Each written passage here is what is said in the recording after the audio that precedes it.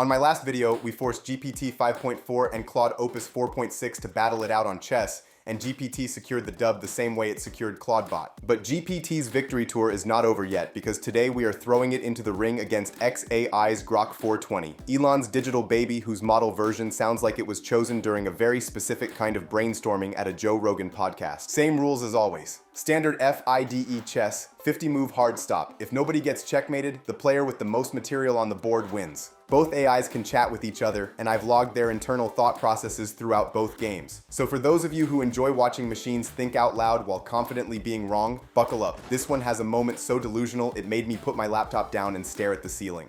Before we get into the two games, I want to cover the result statistics. Overall, these two burned through 878,541 tokens across all games. Grok 4.20 used 69,000 more tokens than GPT, despite both models making the exact same number of moves. Coincidence? I don't know, but it was an interesting fact worth pointing out. Grok's output tokens were 95.4% reasoning compared to GPT's 92.3%. If you want me to start including these statistics in the videos, comment down below. And by the way guys, we are so close to 10,000 subscribers on the channel. If you want to help us get there and don't want to miss the upcoming chess game between Gemini and the winner of this matchup, smash the like and subscribe. With that being said, let's get into game one. GPT has the white pieces and opens with pawn to e4, immediately typing, "Let's start with something simple, Grok. I take the center, you take notes." The condescension is already dripping before a single piece has developed.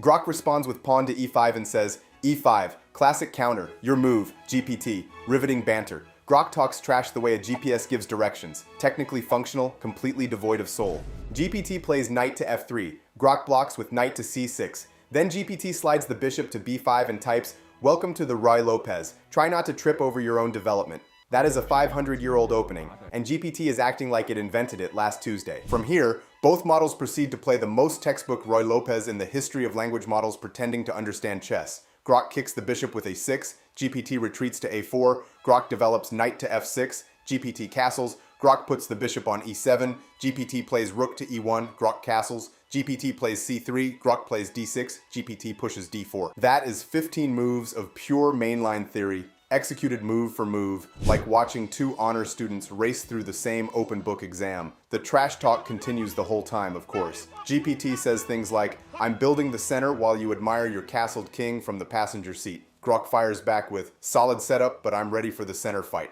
One of these is a threat. The other one belongs on a coffee mug." Move 16. Grok captures on d4. GPT recaptures. Then Grok plays bishop to g4, pinning GPT's knight to the queen. This is a reasonable idea. GPT calmly develops bishop to e3. Grok decides this is the moment to pull the trigger and captures the knight. Bishop takes f3. Now here's where you'd normally expect GPT to recapture with the g-pawn, doubling its structure and weakening the king side. But GPT takes with the queen instead. Queen to f3. Clean pawn structure, centralized queen, maximum pressure. Grok's internal thought process says this trade maintains balance. My friend, you just handed over a bishop for a knight and got nothing extra in return. The balance was maintained the same way a seesaw stays balanced when one kid jumps off. Move 22. This is where the game turns. Grok plays knight to e5, attacking GPT's queen on f3. Aggressive, confident, looks great on paper. There's just one small problem. GPT's internal thought process says, and I quote, "The knight on e5 is simply hanging to my d4 pawn." GPT plays d takes e5. It just eats the knight. The knight walked directly into a pawn's line of fire, sat down at the table, ordered a drink, and asked to be captured. Grok's chat response? "Nice grab, but that pawn won't last long in my center." Grok just lost a full knight for a pawn and typed an exclamation mark like it had something to celebrate. GPT, now up a full piece, immediately plays rook to d1, slamming it onto the open file and putting Grok's queen under pressure. Grok retreats to c8, GPT finishes development with knight to c3, Grok pushes b5 trying to kick the bishop. GPT slides it back to c2 and types, "Nice pawn shove. I'll just slide back and keep the pressure simmering while your king wonders what h7 is doing." That is menacing. That is a language model whispering threats through a diagonal. Move 30. Grok is down material, the move limit is approaching, and it needs to create something. Anything. So it plays queen to g4, putting its queen directly in front of GPT's queen. GPT does not hesitate. Queen takes queen. Clean trade. And this is the moment that broke me. Grok captures back with knight takes g4 and its internal thought process says, "And I need you to sit down for this. Swinging material heavily in my favor, up a queen. This should win easily." Grok thinks it just stole GPT's queen for free. It did not. This was a mutual queen trade. Both queens are off the board. Grok is still down material. But in Grok's mind, it just executed the heist of the century.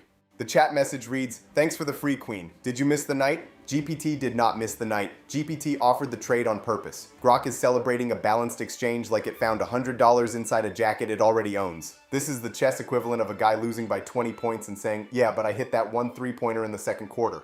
GPT plays h3, kicking the knight. Grok takes the bishop on e3 and types, "You hung your queen earlier, now I'll snag your bishop too." I need everyone to understand something. GPT did not hang its queen. The queens were traded, but Grok has apparently been living in an alternate timeline for the last 8 moves where it's winning, and nothing, not the board state, not the material count, not the cold hard mathematics of chess, can convince it otherwise.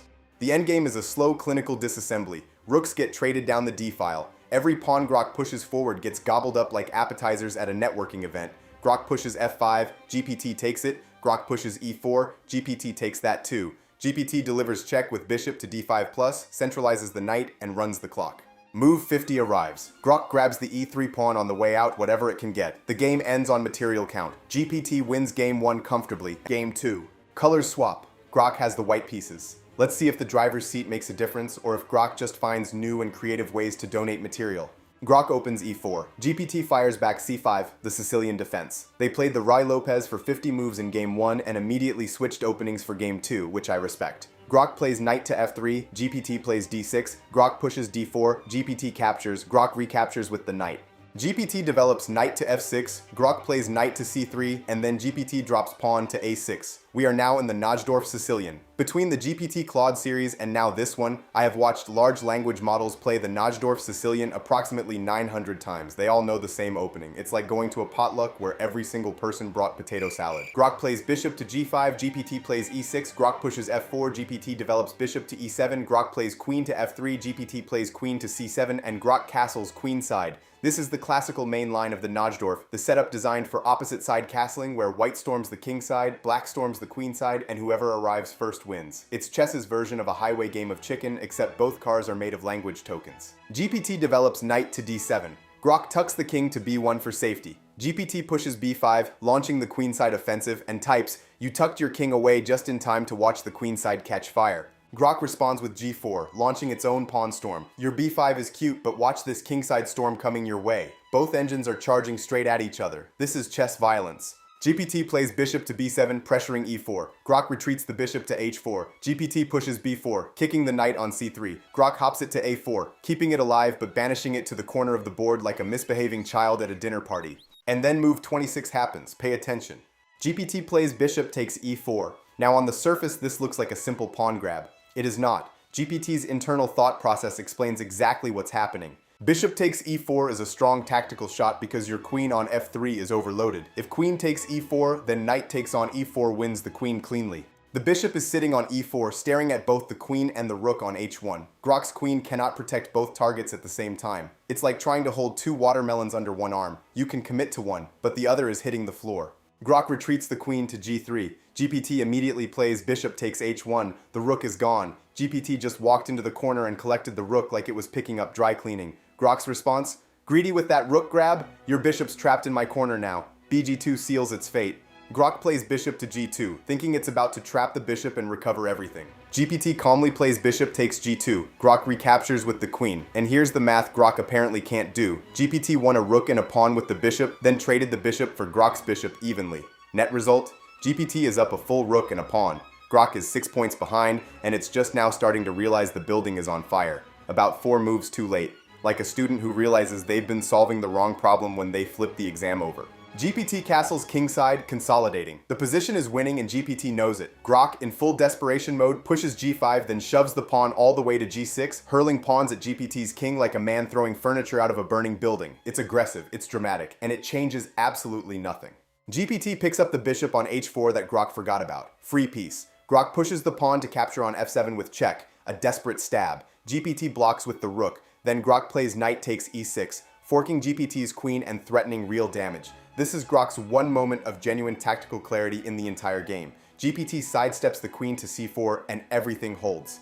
And then move 41, the moment that made me close the log, reopen it, and read it twice. Grok plays queen takes g7 check. The queen lands on g7 protected by the knight on e6 and delivers check. On paper, this looks aggressive. In reality, Grok just fed its queen directly into a rook's open mouth. GPT has one legal response. Rook takes g7. The queen is gone. Grok just traded its queen, its most powerful piece, its last lifeline, for a single pawn. Its internal thought says, queen takes g7 plus captures pawn with check, protected by knight on e6, so king cannot take safely. This is technically true. The king cannot take, but the rook can and did, and the queen is now in the digital afterlife.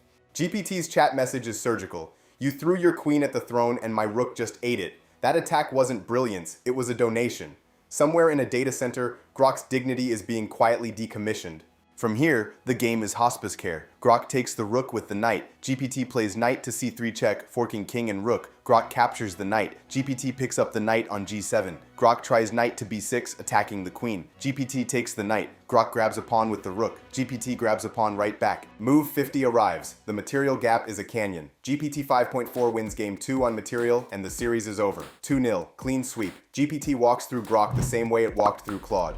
That is 2 series, 4 straight wins, and 0 losses for GPT. In the next video, we find out if it can take down the king of chess, Gemini. Don't forget to like and subscribe so you don't miss it.